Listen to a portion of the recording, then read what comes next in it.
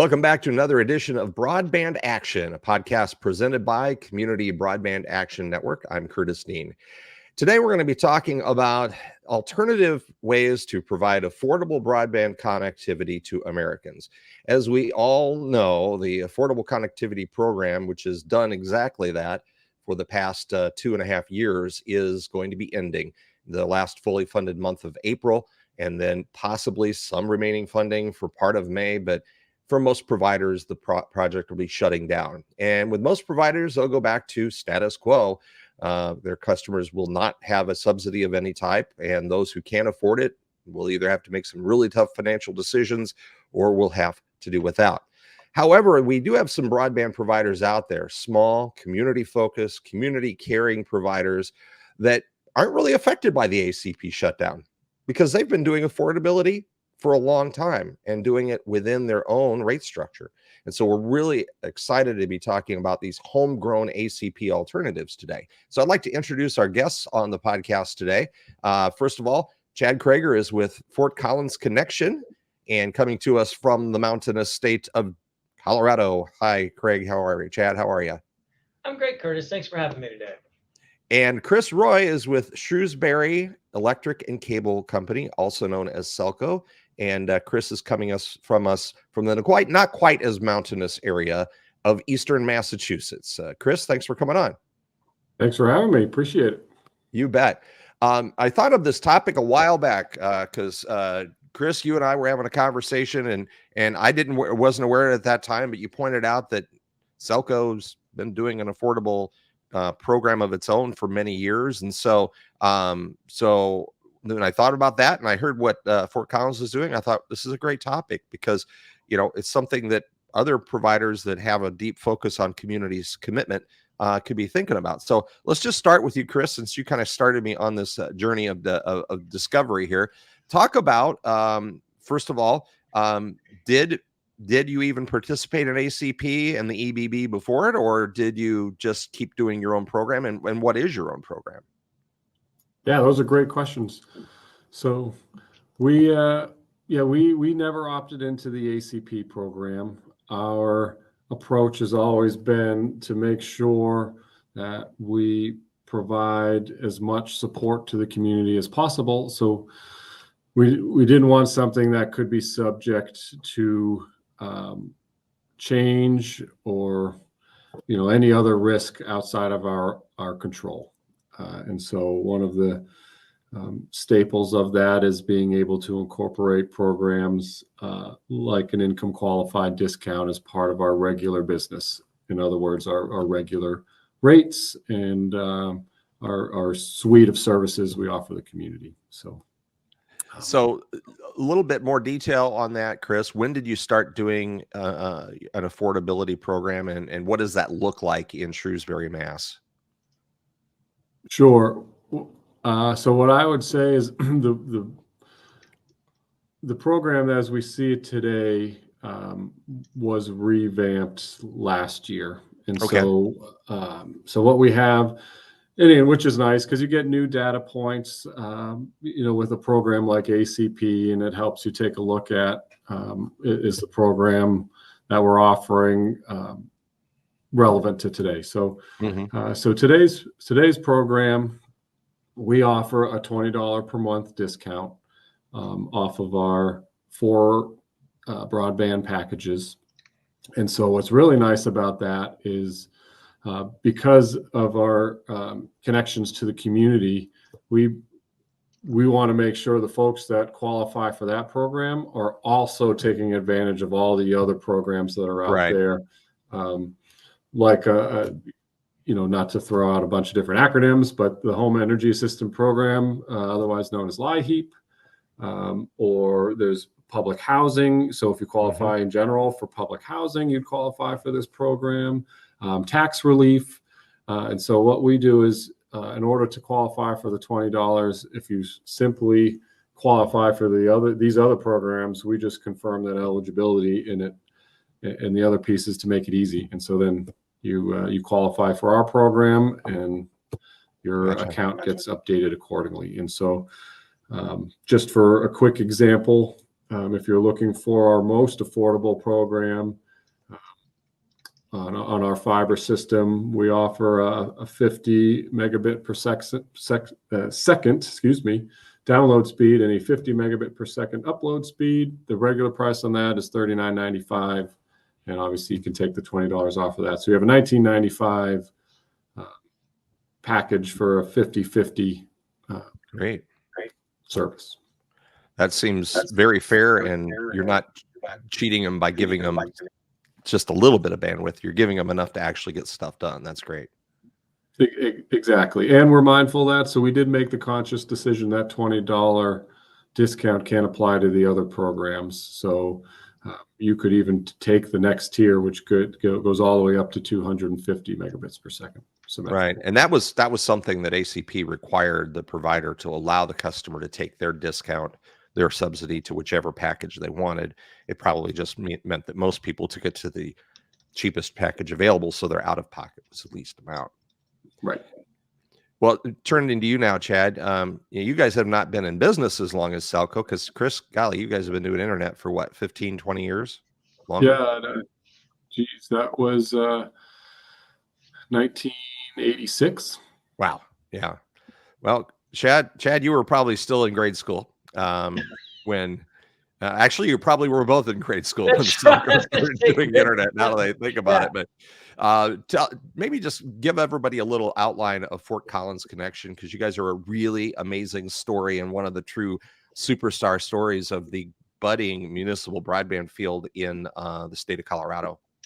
Yeah, thanks, Curtis.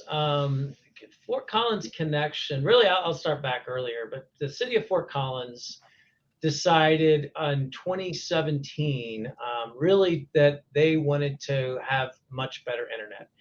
And it all started, like most places, when Google Fiber announced they were going to seek a Google Fiber first city. And it ended up being Kansas City, but we, among many others, were one of the applicants. And with that, Fort Collins recognized that they needed better internet. And so we asked, as a city, our incumbents, hey, when are y'all going to improve the, our service that we have, our internet speeds, reliability? And the answer from both were, we don't have any business plans or strategy. And at the time, it was required in the state of Colorado, it was called Senate Bill 152, for the voters of a municipality, before they could even talk about it, the voters were required to vote as a city on, can we go forward with broadband? We put that in front of the residents of Fort Collins, and overwhelmingly, very high level, passed at a high percentage. That was great. We began a business plan and a strategy. Initially, we were going to do a public-private partnership. For different reasons, that didn't work out. And so the city decided to do it on their own. We had very passionate, and still do, residents with strong support of the city. And the city decided to do a $150 million bond and put that in front of the voters. And that vote passed as well.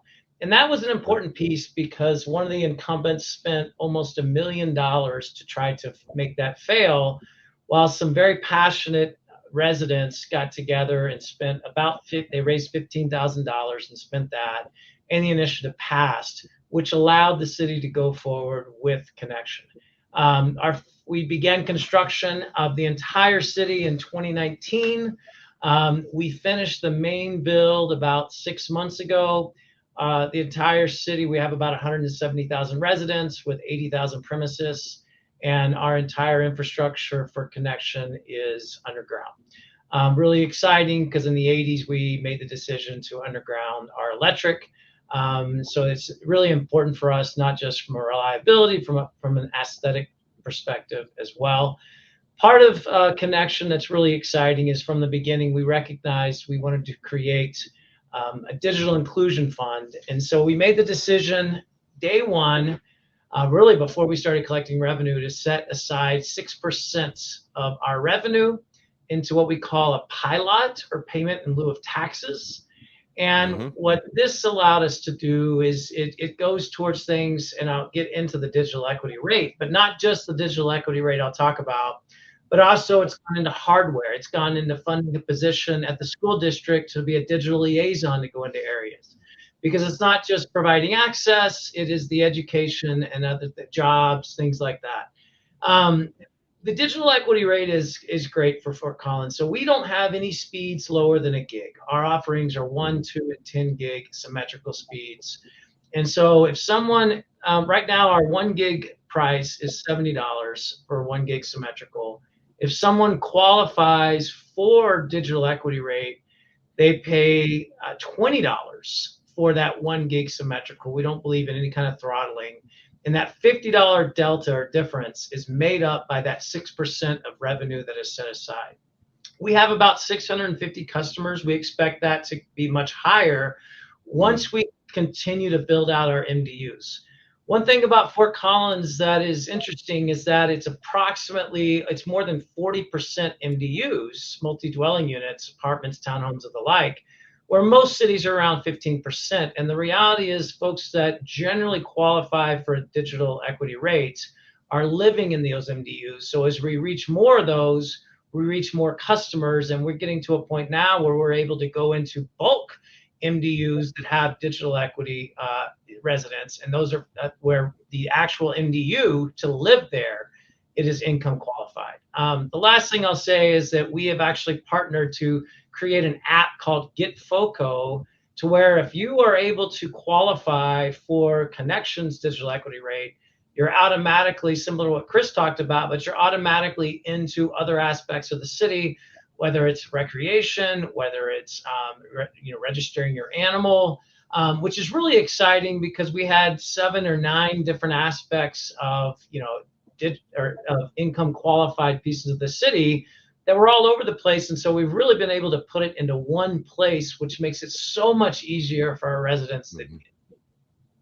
Yeah, I mean, I like the approach that you've outlined. Well, both of you, but in your case, pilot, some people may have not heard that term before. It's common word in the utility business, payment in lieu of taxes, because municipalities aren't taxed the same way private companies are. So almost every municipal broadband or other utility I've ever heard of sets aside some percentage. And so Chad, the 6% is on your telecommunication services, and the entire thing goes to the digital equity. It's on our internet only. So we offer phone and TV.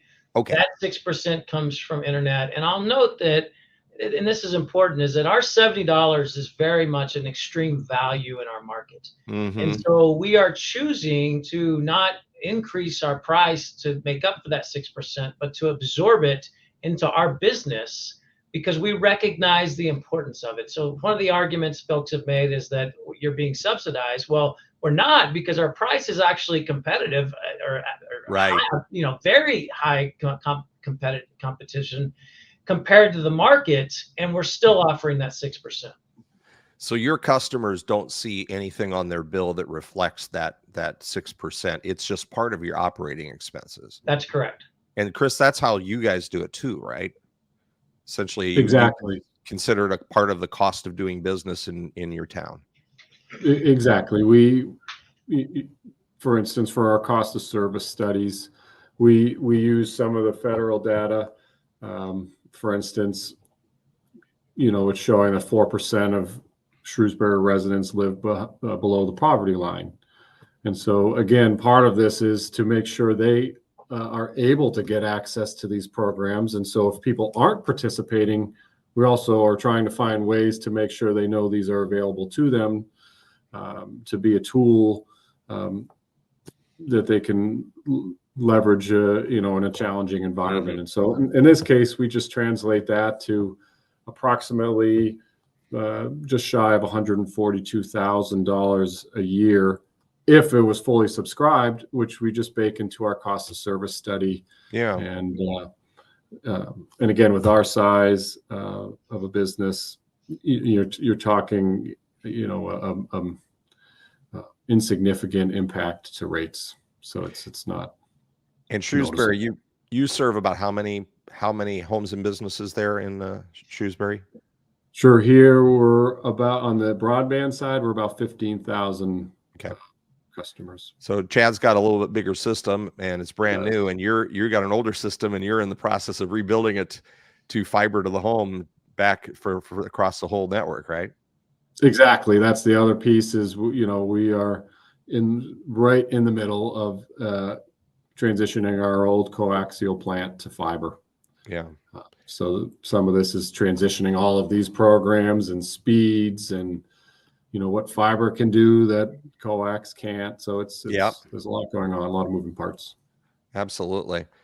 Well, gentlemen, I'm going to take a little break here because I want to do some shameless self-promotion. The 2024 C-Band Spring Summit is rapidly approaching, and we are really excited about the program on that day. It's April 9th. It's being held in Johnston, Iowa at the Stony Creek Hotel.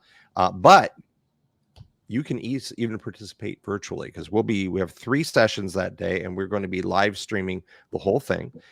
So all you have to do to register is go to broadbandaction.com and click the link, and you can get registered.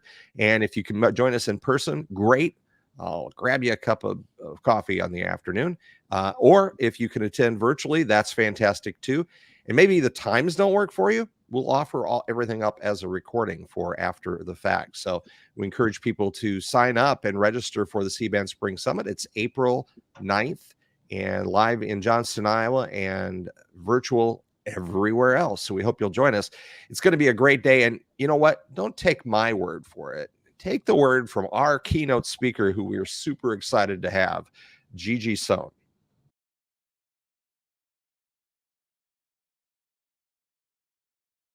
Hello, my name is Gigi Sohn. I'm the Executive Director of the American Association for Public Broadband, and I'm going to be the keynote speaker for C-Band Spring Summit on April 9th at 2 p.m. Central Time. And I hope you'll join me either live or virtually.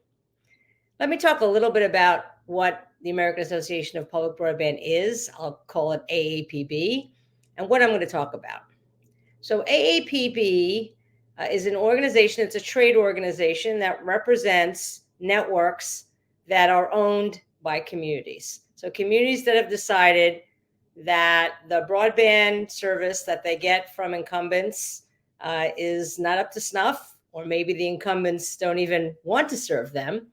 So they decide to own their own network. Sometimes they build their own network, sometimes they contract that out.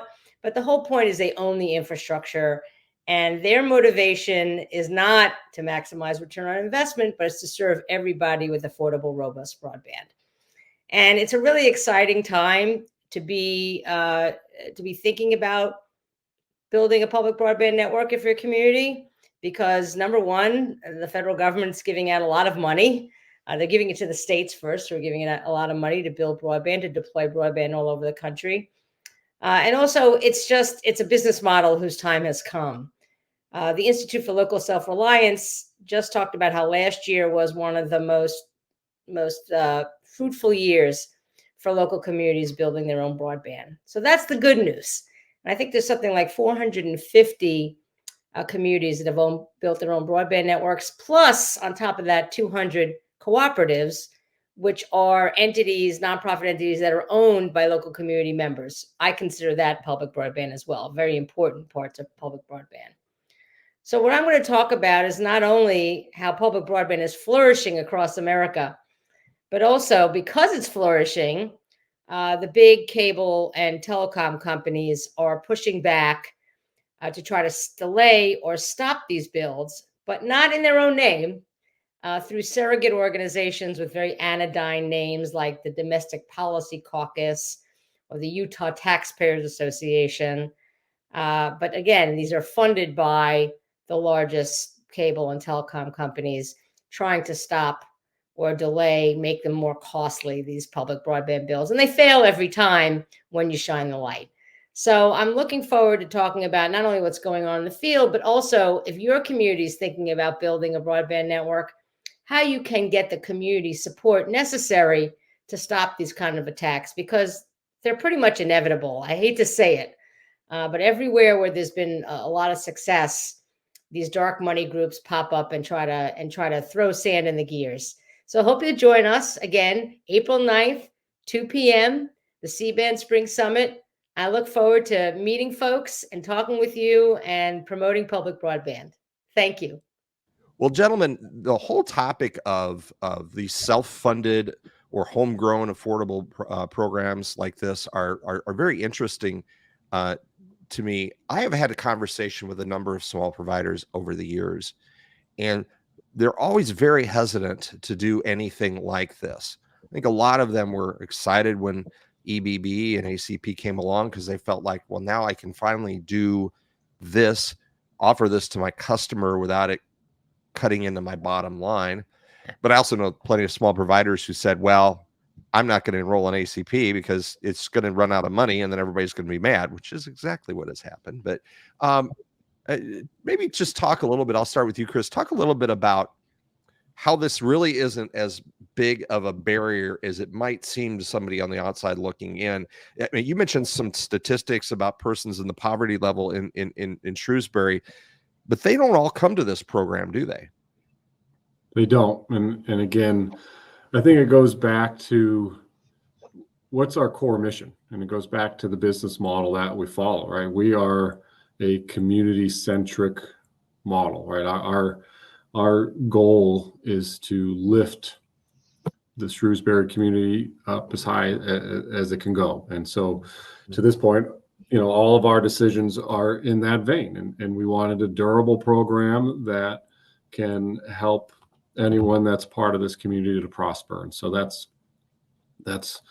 why, the potential for a program to lose funding that's outside of our control, there's a window right here. Literally anyone can come by and we have to greet them face to face. We're directly connected. And so that's how, in many ways, not only financial, just in terms of, the human side of things, that we're directly linked in to help everyone benefit. It's interesting, Chad, same thing, right? It's maybe not as daunting as possible, but it maybe as possible, some people think.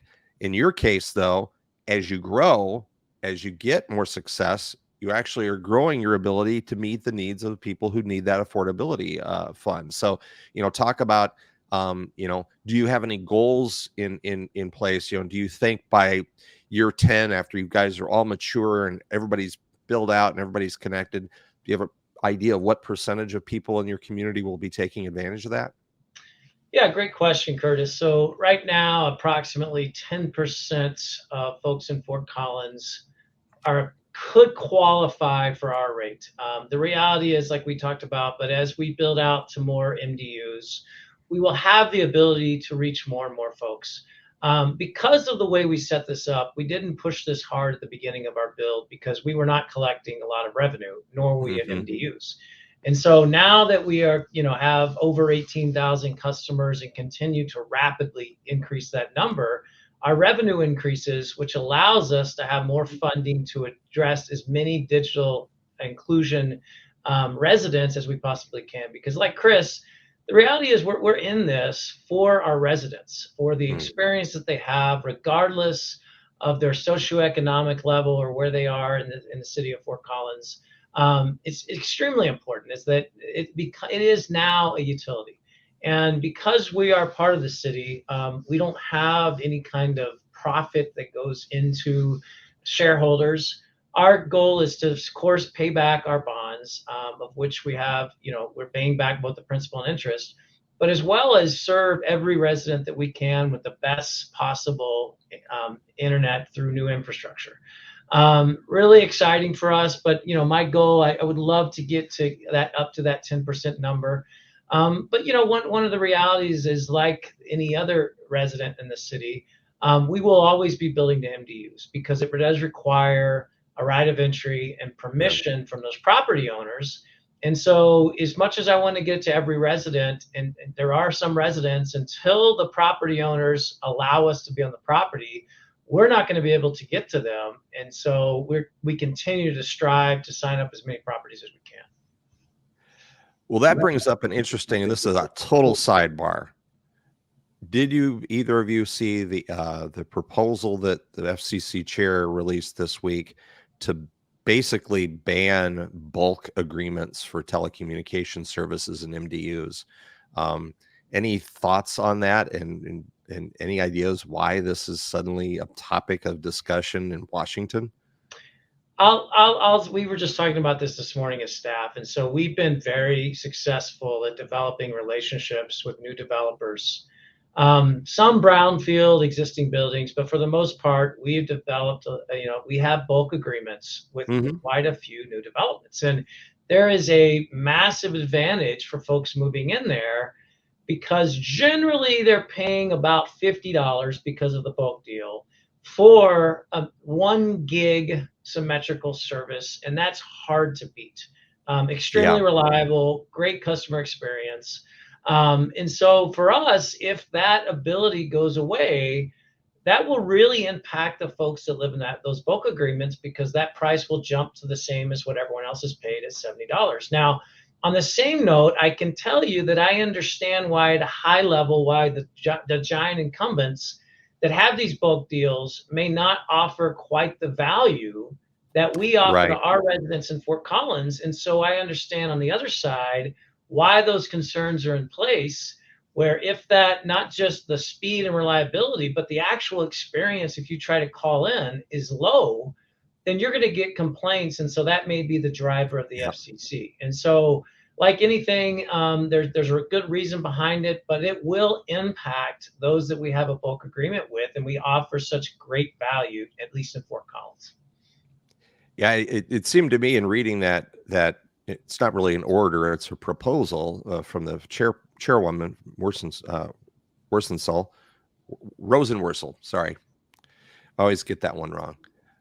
See, I told you I screw up once in a while, and I don't edit this out because people know it's me. So, but it seemed like that, like in many problems that we've had in this nation with regulatory action, it's aimed at a few that are bad actors, but it ends up impacting all the good actors. And there's way more good actors than there are bad actors. So we often suffer because the regulatory umbrella catches us too. So, Chris, I would assume you guys have some bulk agreements for video and or cable there too. So that have an impact we're not as you? big. But that was well said. I mean, and back to, I guess, just to emphasize my point, right? The community is the owner of our utilities. And so there is no ulterior profit incentive. There isn't a shareholder dividend to maintain. So literally our core mission is customer centric and customer service related and value related. I'm not sure other states, but in Massachusetts, all of our financials are subject to public records. So there's nothing to hide. So that's the point, is this type of legislation, often just through the sheer fact of our business model, is unnecessary because it's already ingrained in the fabric of our design. And I know that some of the reasoning behind it was to help consumer choice, but what it's going to do is impact consumer. It may or may not impact consumer choice, but what it will do is impact consumer rates. And not sure they were thinking of that when this proposal was raised, but I'm not nearly smart enough to know, because they're the FCC and I'm just a guy out here in Iowa. Before we wrap up, we've been talking a lot about affordability here, but that's just one leg of the stool of digital inclusion. And Chad, you specifically cited digital inclusion efforts that are all part of your program. What other kinds of things are you doing, or what are the kinds of activities you have planned in the future under that digital inclusion umbrella? Yeah, so I mentioned that we're funding a position at the school district, which is extremely important. We also are working with the county on folks that are looking for jobs and helping in that aspect for job searches. I mentioned the hardware. We continue to look at best practice in this space, and so as we continue to grow, gain more customers, and gain more revenue, we're looking to see what we can to not only provide the best internet for an amazing price of $20, Also to look at what can we do to further our residents' education into this space, because you can give someone this great speed and reliability, but if they are unable, or they are unsure how to use it, then it doesn't help as much as it could. And so we certainly understand the need that we have, and almost the responsibility to help all of our residents. Well, we've discovered at C-band, because we have a digital navigator that was financed through a grant from the National Digital Inclusion Alliance. And Bree, our navigator, has discovered that there's just more people than you might think about that are out there that they don't have a device, or they don't know how to use it, or they don't know how to use it safely. There are people that never got online because they're afraid to get online, because they hear all the scary stories about scams and cyber attacks and all these things. So, a lot of the hand holding that goes with that is a person to person thing. And, we're blessed to be able to do that program here in a small area of Iowa, but I'm hoping there's going to be more of that in the future through some of the digital equity programs that the different states are having. And so, yeah, it's fascinating. We've been handing out laptops and Wi-Fi hotspots to people who are out in very rural areas and can't get internet at all. And it's been a really good game changer for a lot of people. Chris, do you guys have I know you have a amazing media center there that you help fund, and what does that media center help play the role in any digital inclusion efforts? That's a great question. That has been discussed as a potential future project. For the time being, one of the things that really was emphasized starting in 2020, which, as we all know, was a pandemic, was providing that accessibility to any household that had students. So beyond an income qualified program like this, we worked closely with the schools too to say, if you go through an eligibility process that was conducted by the schools, we'll provide free connectivity to you and make sure you have a tablet. So at a bare minimum, there are no students left behind. And so that was the start of that program. And then as we work through, this conversion to fiber and updating our program content, and we'll add that to the next tier of our strategy. Absolutely. Well, there's certainly a lot of things that providers can do to help people in this field, help them get online, stay online, do it safely.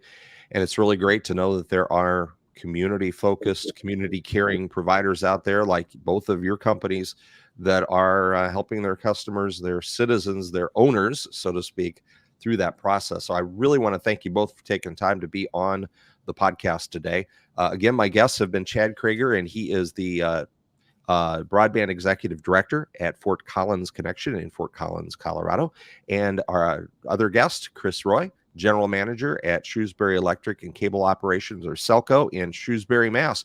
Gentlemen, thank you so much, and have a happy spring. Thanks, Curtis. Appreciate it. All right. All right.